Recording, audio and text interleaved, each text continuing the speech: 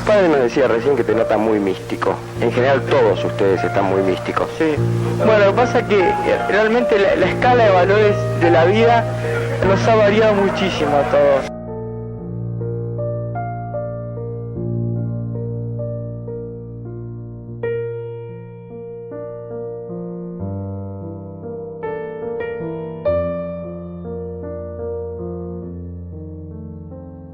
Daniel Fernández. Pañuelos en la plaza.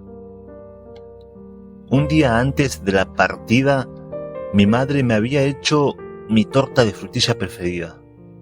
Esa noche le dije: guardámela en el congelador que la como el lunes cuando regrese.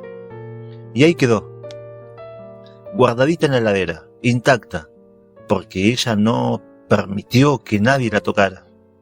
Cuando regresé el 24 de diciembre, mamá la sacó del freezer y, como la cosa más natural del mundo, me recordó que tenía el postre servido en la mesa, como yo le había pedido. Mientras lo comía, la observaba y pensaba: ¿qué fue lo que ocurrió, mamá? Así como mi madre siempre estuvo convencida de que estaba vivo, yo estaba completamente seguro de que me salvaría. Mi mujer, que en aquel entonces era mi novia, me decía que venir a hablar con mi papá la dejaba muy deprimida, porque él insistía con que el avión había pegado contra la cordillera y estábamos todos muertos. Se les cayó la montaña de nieve encima y no los vamos a encontrar más. Pero de todas maneras él colaboró con la esperanza de las mujeres. Las acompañó cuando iban a cuanto adivino y cosa rara había. Lo hacía con cara de perro, es cierto, pero iba. Aunque en su fuero íntimo no pretendía encontrar vida, sino localizar cuerpos entre los despojos de un avión desintegrado. Una de las que venía a esa espera era mi novia Amalia. Para tolerar mejor ese aplazamiento eterno, ella se ponía algún pullover mío, o usaba mi perfume para tenerme más cerca. Iba al dormitorio y se echaba mi Old Spice, pero un buen día se le termina. Entonces coinciden varias cosas inexplicables. En esos días el grupo de los esperanzados se había aferrado a las palabras de un adivino, Gerard Croiset Jr., que en sus ensoñaciones nos veía en diferentes lugares de la cordillera. Y eso se lo transmitía a las mujeres de mi familia, mientras papá las observaba con profunda melancolía.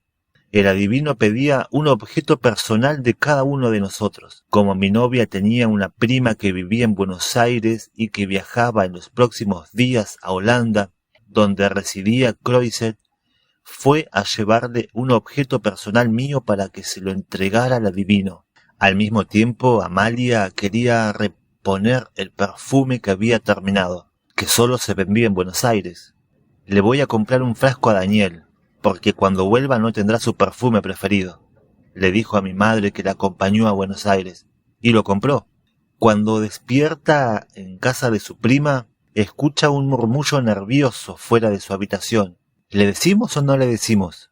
Salta de la cama, abre la puerta y se enfrenta a su madre y a su prima, muy asustadas y asombradas, que le cuentan que acaban de aparecer 2 sobrevivientes del avión de la montaña, y que esos 2 decían que había más en el centro de la cordillera. Mi novia quedó estupefacta, no conseguía articular una palabra. Una hora después están en el barco que las trae a Buenos Aires, a Colonia, atravesando el río de la Plata. Llegan al puerto de Colonia, en Uruguay, y se dirigen al ómnibus que las trae a Montevideo. Cuando suben, descubren que todos hablan de lo mismo, de los muertos que resucitaron. El chofer tenía la radio a todo volumen porque de un momento a otro ocurriría lo que habían esperado durante toda la mañana. Leerían por Radio Carve la lista de los 16 sobrevivientes, con todo el pasaje expectante que abandonaba sus asientos para aproximarse a la radio.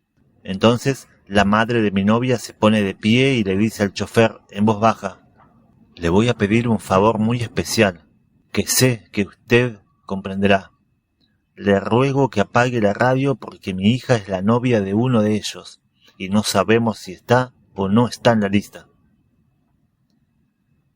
El chofer no dudó un instante y apagó la radio.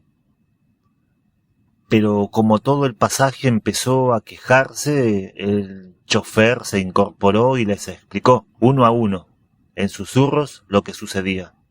Al final se hizo un silencio respetuoso, sepulcral.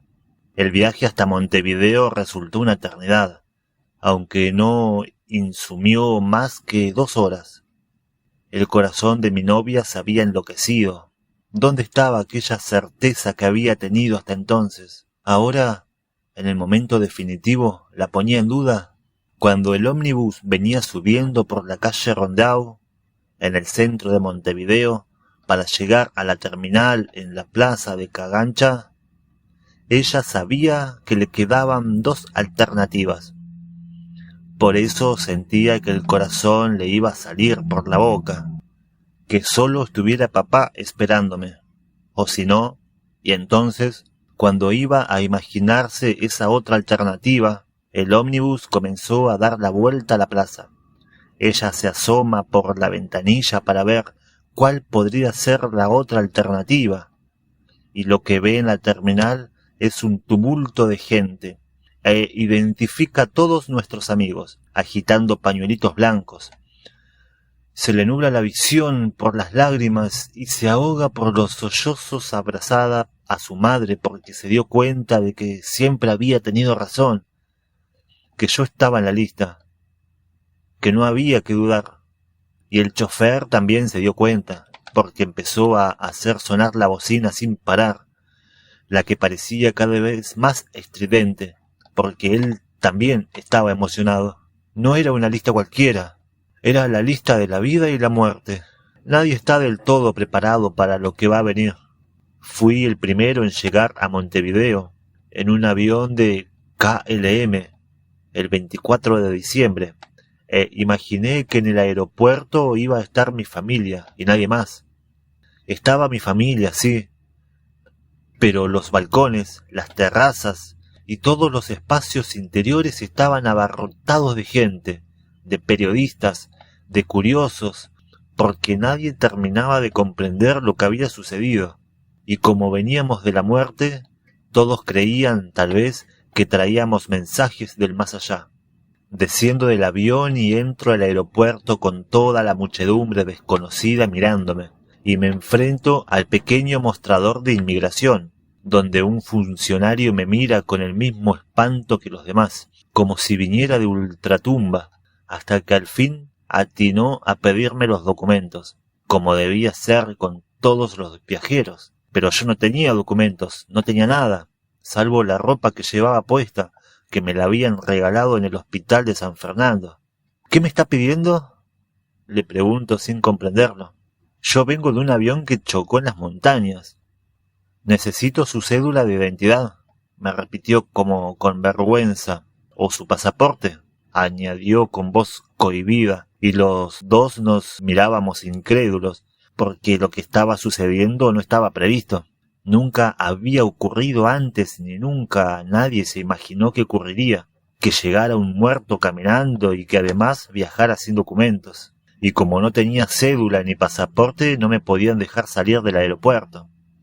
Hasta que llegó su jefe, y como todos comprendían que ocurría algo fuera de lo previsto, muy respetuosamente me pidieron que me sentara, que estuviera cómodo mientras pensaban una solución que no violara las normas, pero que tampoco me perjudicara a mí. Y yo veía que se sumaban funcionarios buscando una salida para ese muchacho tan flaco que venía de un viaje muy largo y extraño, pero que no cumplía con las formalidades porque no tenía lo que acreditaba su pertenencia a la sociedad de los vivos. Mi familia me observaba perpleja detrás de unas puertas vidriadas mientras yo les sonreía sentado en un banquito. Al fin me dejaron salir, no porque estuvieran convencidos, sino porque no sabían qué hacer conmigo, aunque yo creo en verdad que no sabían qué hacer con ellos mismos. Durante mucho tiempo no pude pensar en todo ese proceso que tuvimos que hacer en la montaña, pasar de ser seres normales a convertirnos en hombres primitivos, deshojándonos gradualmente. Creo que al final estábamos más cerca del mono que del hombre, con la única diferencia de que éramos seres pensantes y fundamentalmente con una espiritualidad agudizada que se iba tornando más sutil con el correr de los días. Pero en cuanto al funcionamiento del grupo, para quien nos observara desde afuera, era como una manada de monos. 72 días sin lavarnos, sin quitarnos la ropa, comiendo carne humana, que en un primer momento era un cortecito, pero después se transformó en una ración de comida, y más adelante ya quedaba el hueso pelado tirado por ahí, y venía uno y lo agarraba y se lo metía en el bolsillo del saco y después se ponía a chuparlo delante de los otros. Incluso en la conversación era como se supone que se hablaba en las cavernas, una charla a un volumen muy tenue, muy pausado, casi musitado. Tal vez era una adaptación del cuerpo para ahorrar energía. O habíamos accedido a estadios tan primitivos que de Homo sapiens nos transformamos en monos pensantes. La angustia extrema, la sed y el hambre, el frío insoportable, el proceso de inanición, ¿cómo no van a afectar la psiquis? ¿Cómo no van a provocar alucinaciones casi de continuo? Algunos alucinaban que estaban donde no estaban, en sus casas, o que eran quienes no eran, o veían personas que no existían. La alucinación que yo vivía recurrentemente estaba vinculada con la sensación del espacio.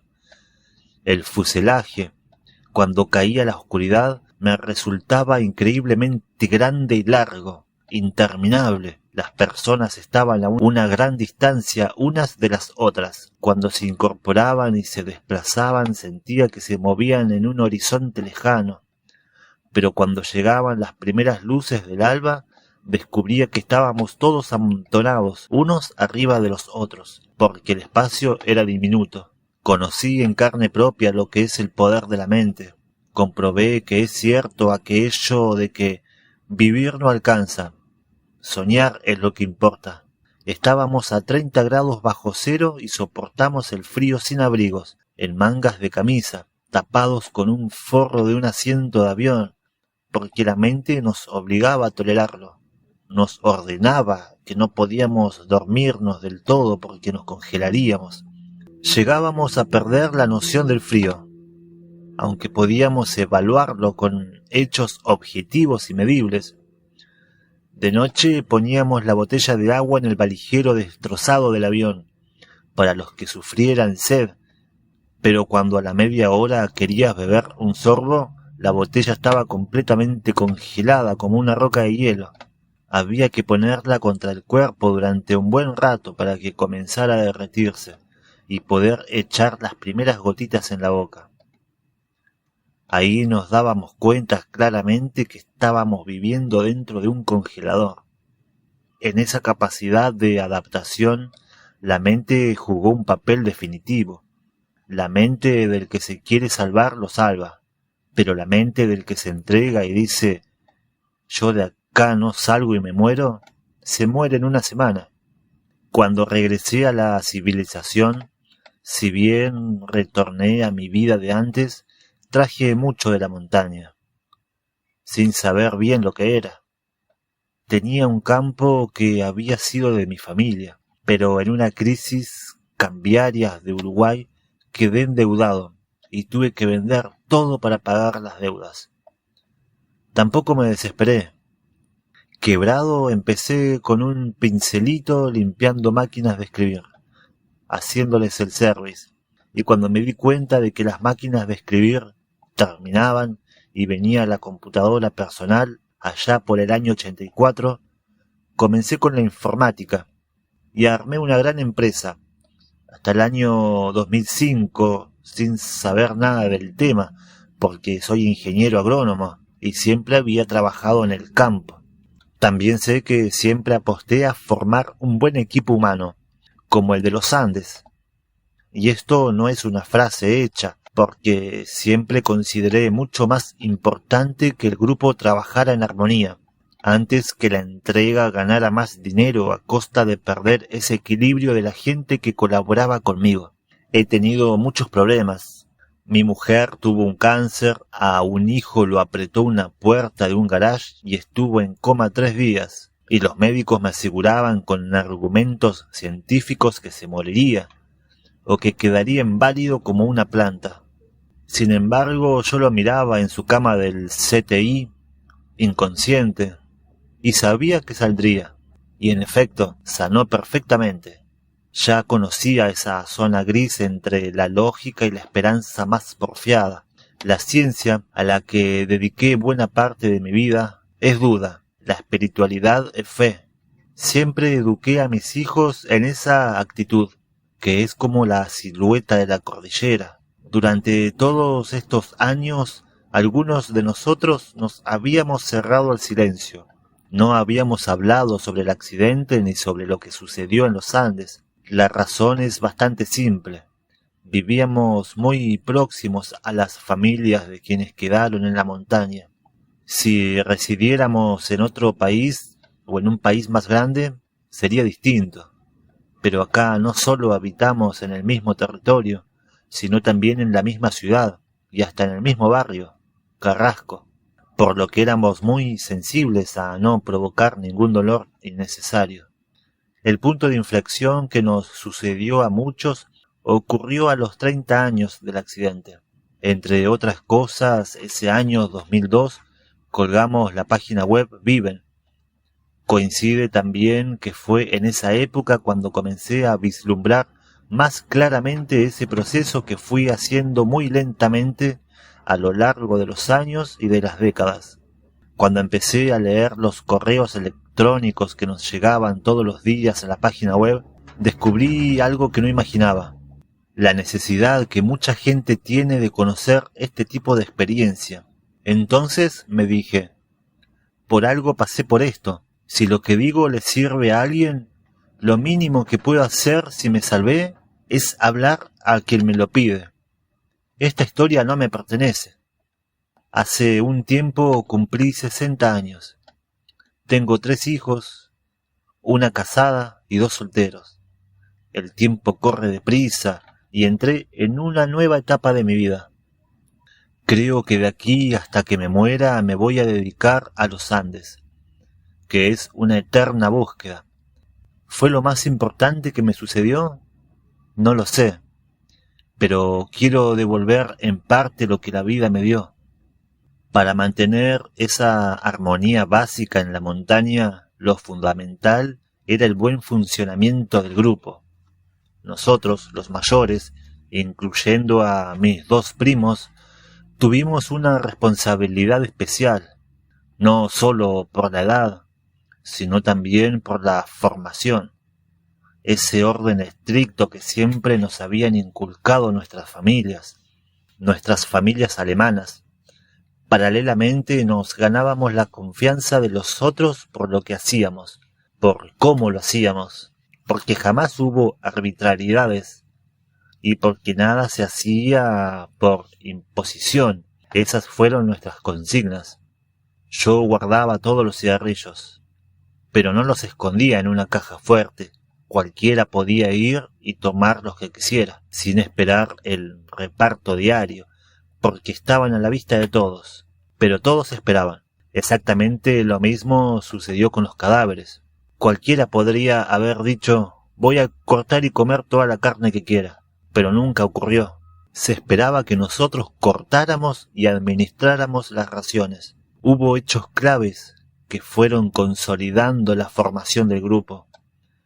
Cuando aparece la radio portátil Spica, que era un poco más grande que una cajilla de cigarrillos, la repararon Roy Harley y Gustavo Nicolich. Le instalaron una antena con un alambre de cobre del circuito eléctrico del avión y lograron que funcionara. Pero la primera vez que sintonizan una emisora, escuchan una desgracia. Hoy se suspende la búsqueda del avión uruguayo. Esa fue la primera noticia que recibimos del mundo exterior a través de ese aparato minúsculo. Al 10º día en la montaña. Ahí vino el desplome. Para mí ese fue uno de los momentos cruciales de la Odisea, porque nosotros habíamos resuelto comer los cuerpos mucho antes de ese día, pero no todos estaban de acuerdo. Yo estaba convencido de que los aviones del rescate no nos habían visto, pero para la mayoría del grupo, al pensar así, yo era un negativo y un pesimista. Después de la noticia de la radio me transformé en un realista, un visionario. Pero además había muchos que, hasta que no se convencieran de que no había la más remota posibilidad de rescate, no iban a probar un trocito de carne humana. Si tú estás en un espacio tan reducido, de 6,5 metros de largo por 3 de ancho, y tienes a tu lado el rostro del otro que te condena con la mirada porque has violado una norma sagrada, el ambiente se torna extremadamente tenso, al borde de un estallido. Cuando escuchamos la noticia en la radio, todos hicimos el pacto de entrega mutua, y todos tuvimos la necesidad de romper el tabú, como un doloroso ritual de iniciación. Entonces, gracias a esa radio minúscula, el grupo empezó a funcionar de otra manera. Porque cuando todos comenzamos a comer los cuerpos, el grupo se consolidó, porque reflexionamos que si a la gente de la sociedad convencional no le gustaba nuestra actitud, pues paciencia, nos dejaron solitos en la montaña y nos obligaron a inventar formas de sobrevivir. Todo esto implica un crecimiento personal, pero no es gradual, sino a palazos. Cuando estás tan jugado, tan entregado, pierdes la capacidad de guardar secretos. En la civilización tú siempre escondes algo, alguna debilidad que no quieres compartir, incluso con la persona a la que le tienes más confianza. En la montaña no me reservaba nada, metía todo mi ser en el otro, y él metía todo adentro de mí, de modo que terminábamos siendo un solo organismo, hasta físicamente. El hecho de vivir abrazados unos con los otros en un espacio tan reducido para no congelarnos te da una conexión diferente. Eso era el grupo, una sola persona fraccionada en muchas más. Amalia siempre dijo que los sobrevivientes juntos nos aislamos en una suerte de cápsula donde nadie puede entrar. Tal vez se viera así desde el exterior. Para nosotros era tan simple como decir, tú y solo tú sabes exactamente lo que ocurrió. El grupo funcionó con tanta generosidad, con los afectos tan a flor de piel, que si tú veías que uno se caía, indefectiblemente te aproximabas, te sentabas a su lado y comenzabas a hablarle, para que juntos volvieran a recuperar la esperanza. Claro que a veces nos quebrábamos. Cuando murió el vasco Echavarren pensé, si él murió, nos vamos a morir todos, porque el vasco siempre fue positivo, nunca tuvo una caída a pesar de ser el más lastimado de todos. El músculo de la pantorrilla se había desgarrado del hueso, yéndose hacia adelante. Luego se le gangrenó. Los demás iban aflojando, no querían pelear más.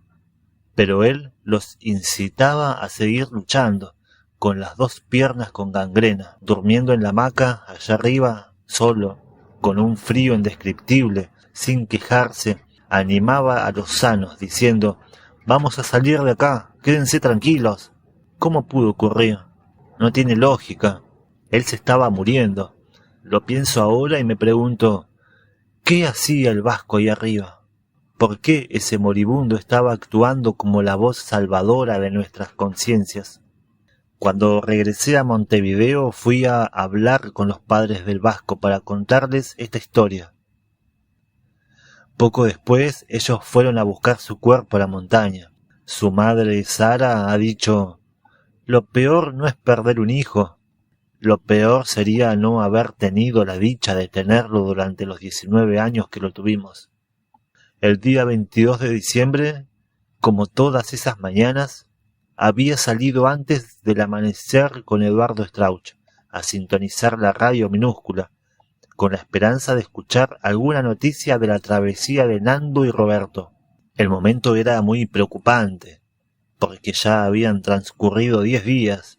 De pronto mi cuerpo se estremece cuando escucho que habían aparecido 2 uruguayos que venían de un avión que había caído en las montañas. Con Eduardo evaluamos de inmediato si podría haber sido otro avión, otros 2 uruguayos, otras montañas, pero como no hacían más que repetir esa sola frase, consideramos que todavía no era prudente dar la noticia a los que todavía dormitaban en el fuselaje. Otra frustración a esa altura podría ser fatal, hasta que de repente ocurre otra de esas coincidencias inverosímiles e inexplicables. Tras la noticia, buscando afanosamente la confirmación en otra emisora, sintonizamos una radio donde están emitiendo el Ave María de Charles Gounod. No sé por qué apareció ese Ave María en ese preciso momento en la radio que lograba sintonizar tan pocas frecuencias, interrumpidas por la estática, pero Eduardo lo interpretó sin ningún margen de dudas. Eran Nando y Roberto, los 2 uruguayos que habían arribado a la vida. En ese momento apareció Álvaro Mangino y le dijimos lo que sucedía. Y de allí a contarlo a los del avión fue todo uno. El fuselaje explotó en llantos.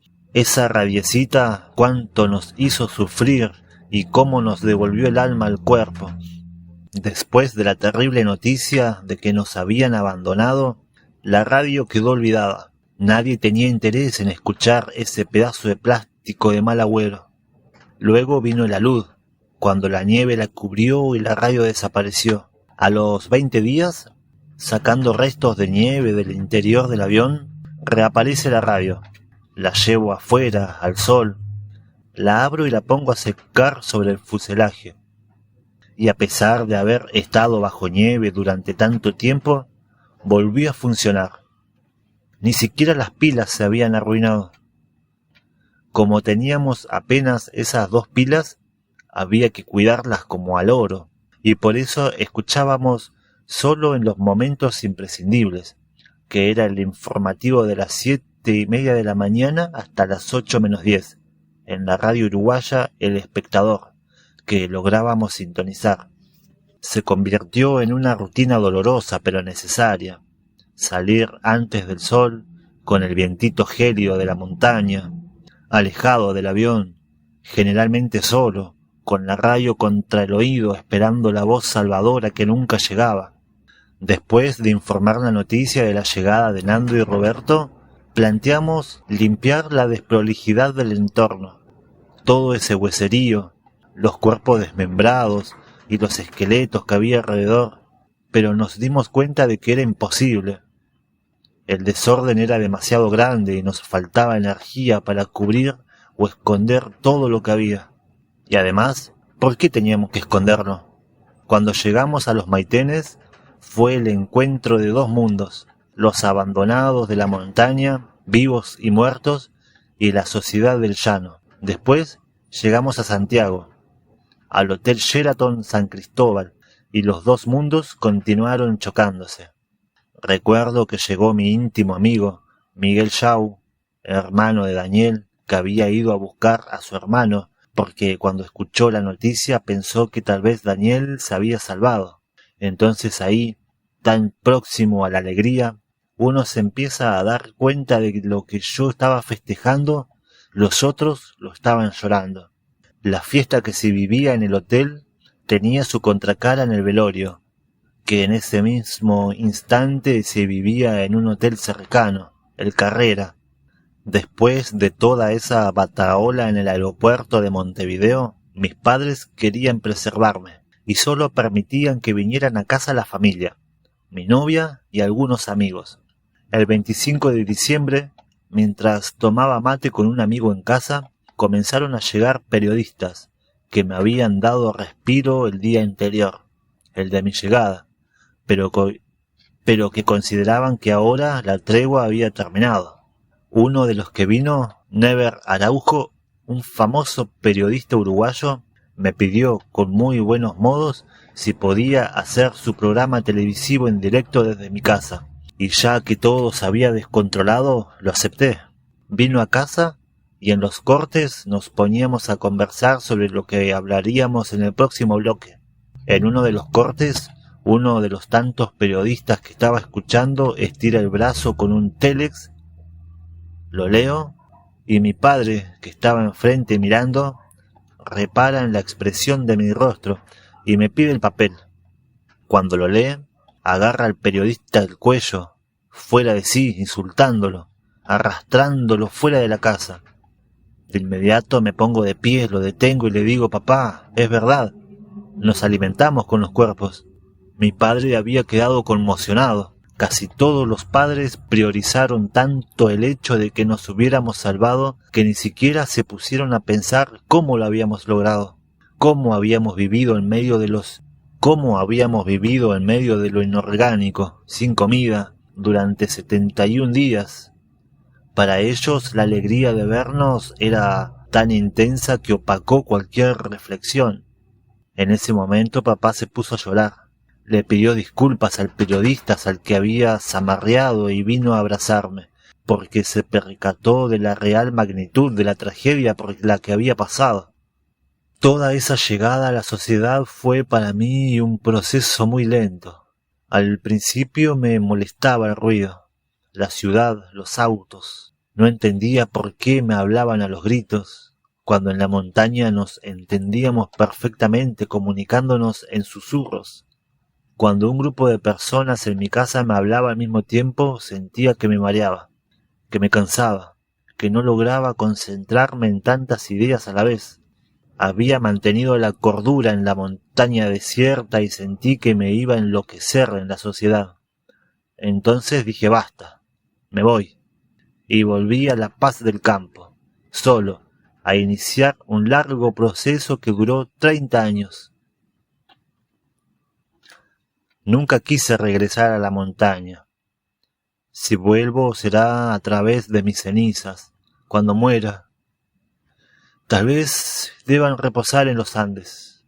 De las imágenes que me han acompañado durante todo ese tiempo, en una de ellas, el día del rescate, el 22 de diciembre, la mayor felicidad se mezcla con el dolor más intenso.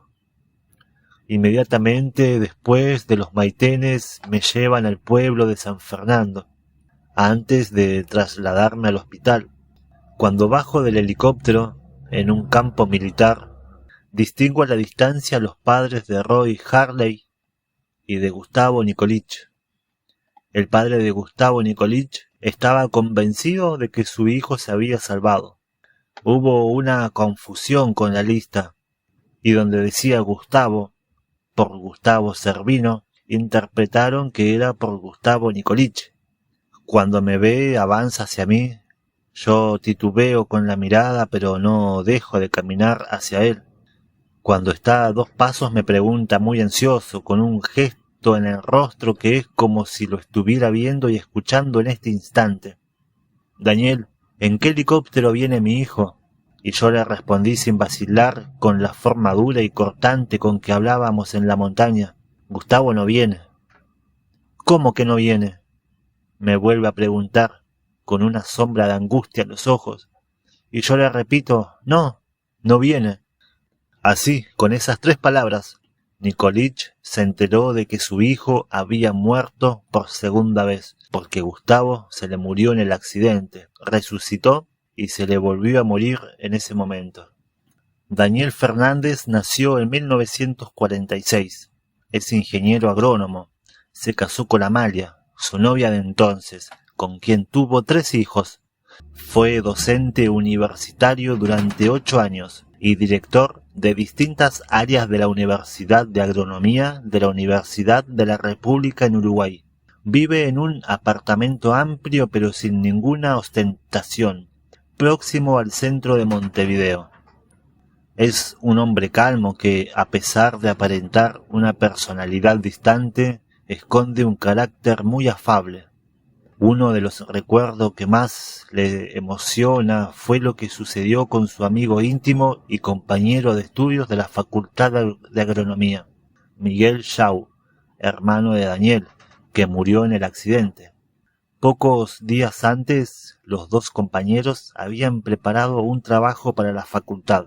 Para Miguel, Daniel Fernández había caído en los Andes, pero por lo que tuvo que terminar el trabajo solo. Pero cuando lo finalizó, el 10 de diciembre, lo pasó a máquina y lo firmó. Daniel Fernández y Miguel Shaw. Cuando lo entregó a la cátedra, el profesor le preguntó por qué ponía el nombre de un muerto. Daniel Fernández.